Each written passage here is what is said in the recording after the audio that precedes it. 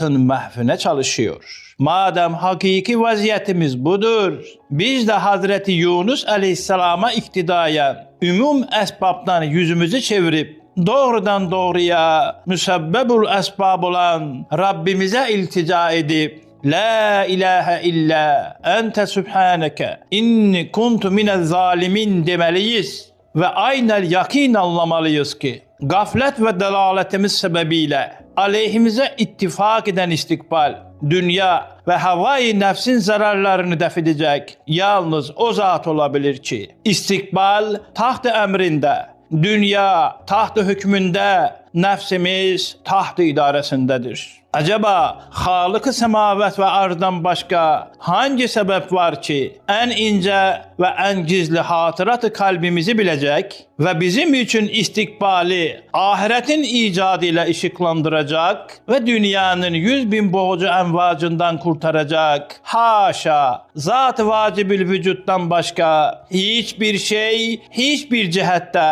onun izin ve iradesi olmadan imdad edemez ve halaskar olamaz. Madem hakikati hal böyledir, nasıl ki Hazreti Yunus Aleyhisselam'a o münacatın neticesinde Hut'u ona bir merkub, bir tahtel bahir ve denizi bir güzel sahra ve gece mahtaplı bir latif suret aldı. Biz dahi o münacatın sırrıyla La ilahe illa ente subhaneke inni kuntu minel zalimin demeliyiz. La ilahe illa ente cümlesiyle istikbalimize, Sübhaneke kelimesiyle dünyamıza, inni kuntu minel zalimin fıkrasıyla nefsimize nezar-ı merhametini celbetmeliyiz. Ta ki nur-u iman ile ve Kur'an'ın mehtabıyla istikbalimiz tenevvür etsin.